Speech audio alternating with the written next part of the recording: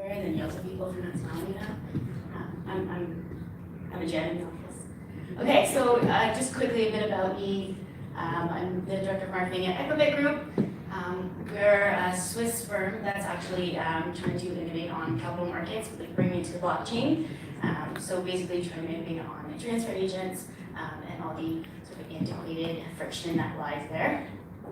Before that, I was with a company that started called Bickle, but eventually renamed to Gold Money. I was with them for 3 years doing corporate development. Then on the side, I'm part of the Cairo, which is launching next year. Maak Apparel, that's also launching next year. I've also worked with Huffington Post Canada and AOL. Cool. Okay, so as you mentioned, I come from the blockchain world. And one of the things that's really irking me is this sort of overarching term blockchain. People aren't even really using it to talk about blockchain anymore. It's more of just a trend in the industry, things like that. So I'll give you a quick example. I was at a conference 2 weeks ago in Vancouver, and this woman sort of stormed up to me and said, "Does your company white label your blockchain?"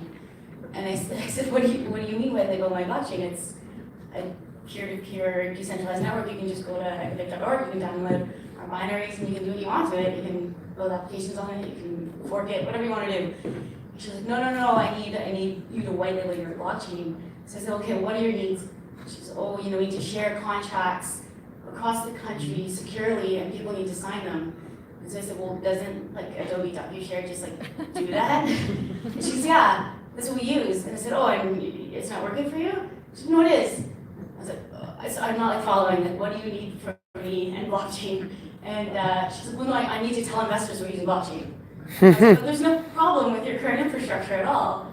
She said, no, it's perfect. And I was like, okay. So we talked a bit about like Filecoin and stuff like that, but yeah, it just is, I feel, because I come from sort of way back, I have like a media background, and there's so much negative connotations around blockchain. People don't understand it, they think it's sketchy, and it's because of these people who are making decisions without understanding it. So I really feel like we need to get an understanding of what our needs are, what the value that blockchain brings, and does it match? And it doesn't always match. So actually, I'll go back. So basically, for a simple definition, the way I usually think about it is it's a decentralized database that miners are actually putting transactions into a ledger. So there's, obviously the CRC20 tokens, we just learned about one a few speakers ago. So basically what these are, they're smart contracts that run on the Ethereum blockchain for implementing tokens. So basically, like I said here, they piggyback on the Ethereum network. So all the transactions are run through that. So a benefit to this is it's a lot faster to build, it's a lot more affordable to build. You can, with a few developers, a couple months, and maybe some seed money, you can put together an ERC20 token, and you can put it out there, and you can start transacting. There are some concerns and issues with the Ethereum network just being bogged down. There's a lot of scalability concerns. I'm not sure people outside the crypto space might not have heard of them, but there's these things called like crypto kitties that are essentially just like the Tamagotchis of our current generation. They don't really do anything, but you can build them, they're all unique, and then you can sell them for very small marginal profits. But essentially, we have these things like this that are bogging down the Ethereum network. So if you are building an ERC20 token and running your business on it, you're vulnerable to things like crypto kitties clogging down the network that you're transacting on. So that's something to consider when you're deciding if you want to go this route or actually building your own dedicated blockchain. So, dedicated blockchain, as I mentioned, process miners adding transactions to a public ledger of past transactions building blocks. So it will vastly improve the efficiencies and infrastructure. So looking at something like loyalty programs, if you have a lot of transactions, you have a lot of cost around hosting your data. These are things that you can disperse throughout the network.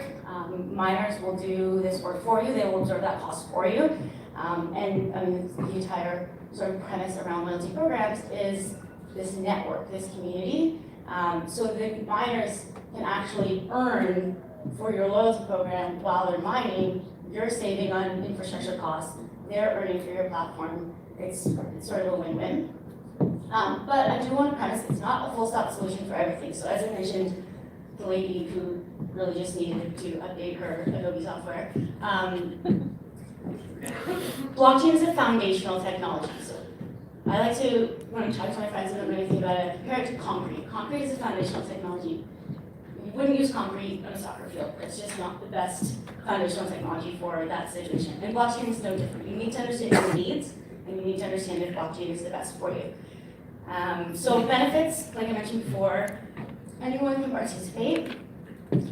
So if your loyalty program is cross-border, it's including many different currencies, many different products, many different tiers, all these things.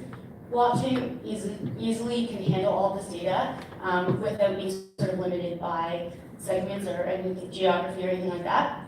Like I mentioned, the miners are actually running your protocol. So you can be saving your infrastructure costs while building your network. Things to consider here, if you are building your network around miners, you have to take that into consideration with your rewards and with your value proposition, because their incentives might not be the same as your retail customers. So if you are trying to incentivize miners to run your network, you need to consider what they would actually appreciate more so than, say, if you are Air Miles trying to sell scales to your customers, things like that. So it will disperse your infrastructure costs, obviously as a bonus, and security, obviously. So it gives you immutable transactions that can't be fabricated or fraudulent once the loyalty points are on the program, on the platform. Okay, so consideration. So I talked about ERC20 tokens being more affordable and efficient to build. Blockchains are not, at this time, affordable and efficient to build because the talent hasn't caught up to the trend. There's just not as many blockchain developers as there really needs to be for the rapid growth of blockchains. So they can be quite expensive. And you can have an HR person working full-time, night and day, just trying to find blockchain developers and interviewing them, making sure they're good and vetting them. So there's a challenge there. Talent is expensive and it's rare. It's competitive. People will poach your developers. That's just the tech world that we're in. Also, I want to premise we're still learning. Blockchain technology is so new. I mean, in January it'll be 10 years old, but it was pretty much ignored for the first 5, 6, 7 years. So you need to be flexible with it because we're still learning the benefits. We're still learning the pitfalls of it, and they're coming out every single day. You can't go a single day without crazy amounts of headlines about blockchain. All right, so that's me. I'll be around if you have any questions, and thank you.